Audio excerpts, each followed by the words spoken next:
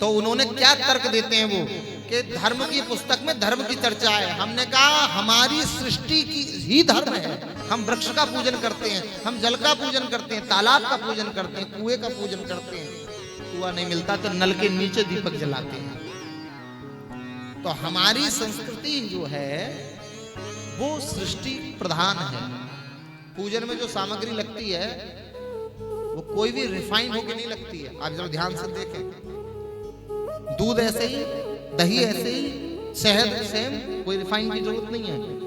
गेहूं से आटा, जौ का आटा, कोई भी आप प्रसाद बना सकते हैं। दूध और चावल मिलाकर खीर का प्रसाद बन सकता है। रोली हल्दी और चूना मिलाकर रोली बनती है। पुष्प जैसा है वैसे ही चढ़ता है, फल जैसा प्रकृति से प्राप्त है वैसे ही चढ़ता है। आप बताओ इस पूजा को कौन नहीं कर सकता? वो बात एक अलग है कि वर्तमान में तो पानी भी बिकता है। पूजा गरीब से लेकर अमीर सबके लिए बराबर है, सुलभ है। कोई सामग्री बताइए आप कि जो प्रकृति से प्राप्त नहीं है, नेचर से सीधे प्राप्त नहीं है। अरे वस्त्र नहीं है तो आप कपास को, रुई को वैसे करके लोग धागा बनाकर उसको बुन देते थे, तो उससे भी भगवान को चढ़ाया जा सकता है।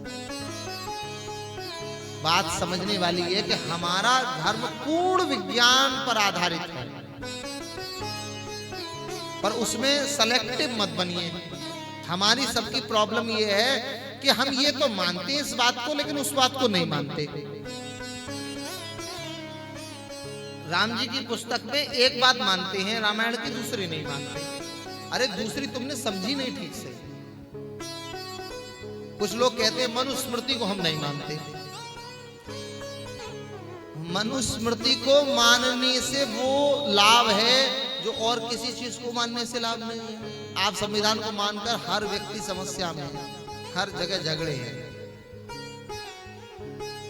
ब्राह्मण के जीवन में अपनी वृत्ति का संकट है, क्षत्रिय के जीवन में अपनी वृत्ति का संकट है, और वैश्य के जीवन में अपनी वृत्ति का संकट है, और चतुर्थ वर्ण के जीवन में अपनी वृत्ति का संकट है। मनुस्मृति जन्मजात वृत्ति देती है, कोई वृत्ति का संकट नहीं है।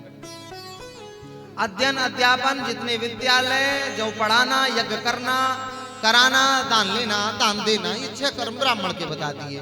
इसमें से एक कम कर दो, दान लेना, ये क्षत्रिय के हो गए। जितना भी पुलिस से लेकर सेना के उच्च अधिकारी तक का कार्य है वो सब क्षत्रियों के पास है। अपितु राजा भी बनो। वैश्य सब व्यवसाय और कृषि पूरा वैश्यों को शास्त्र ने आरक्षित किया है। अब आप एक चीज बताओ, चतुर्थ वर्ण वाले सोच रहे होंगे कि हमारे पास क्या बचा, वो तुम्हारे पास बचा वो किसी के पास नहीं है। चाहे हवाई जहाज बनाओ, चाहे मटका बनाओ, चाहे पंखा बनाओ, चाहे बिल्डिंग बनाओ, चाहे कैमरा बनाओ, चाहे लैपटॉप बनाओ, ये सब चतुर्थ वर्ण के लिए आरक्षित है। अब आप बताओ किसके पास काम ज्यादा है? सोच के विचार करो। सेना में युद्ध होगा तो बॉर्डर पर कौन लड़ेगा? तुम लड़ोगे? तो क्षत्रिय पुत्र लड़ेंगे। तुमको ये तो अच्छा लगा राजा इन्हें बना दिया, अरे तो लड़ते भी तो वही है धर्म की रक्षा के लिए। अब समस्या कहां है कि नहीं पुजारी हमें बनना है। प्रॉब्लम ये नहीं है कि बोले पुजारी हमें बनाओ राम मंदिर में। अब तो यूनिवर्सिटी में भी एक नया आरक्षण बिल लाए हैं कि कोई जाति सूचक बात नहीं बोल सकते आप किसी चतुर्थ वर्ण के व्यक्ति के लिए, और वो आपको पंडिता कहे, वो आपको ठकुरा कहे, कोई कंप्लेंट नहीं होगी। कोई आपको बनिया कहे, कुछ भी कहे, कैसी दोहरी बात है भाई। आपने बोला अब सुनो, आपका बच्चा जैसे ही फाइनल में पहुंचेगा, कोई डिग्री पाने वाला होगा, एक मुकदमा ठोक दो, खत्म नौकरी उसकी। पढ़ाओ कितना पढ़ाओगे? सबसे ज्यादा धन कौन खर्च करता है? शिक्षा पर सामान्य वर्ग खर्च करता है, अपने बच्चे को उच्च शिक्षा देता है। पता चले कि अंतिम क्षण में मुकदमा उसी के नाम पर लिखा हुआ, अब नौकरी खत्म।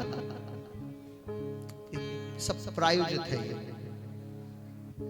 और सरकारें मौन बैठी हैं।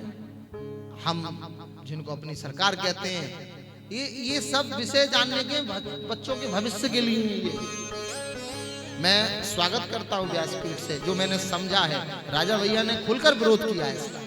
एक ही नेता मात्र पूरे उत्तर प्रदेश में खुलकर विरोध किया है कि आंदोलन कर देंगे अगर ये पास, यूसीसी कर कुछ है, वो अभी पास हुआ है।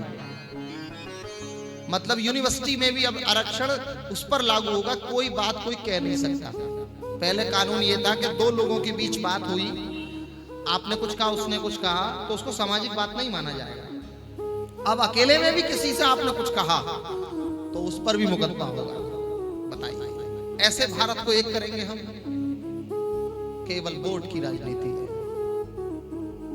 या तो हम सामान्य वर्ग के लोगों को कहीं छोड़े आओ, चंद्रमा पे या मंगल पे ले जाकर किसी पे, भैया और क्या क्या है? पंडितों को, ठाकुरों को, बनियों को, कास्तों को, जो भी सवर्ण है, उन सबको उठाओ, एक फ्लाइट में बैठा लो और हमें पहुंचा दो चंद्रमा पे, तुम सब रहते रहो। पता नहीं क्यों, कैसी मानसिकता है?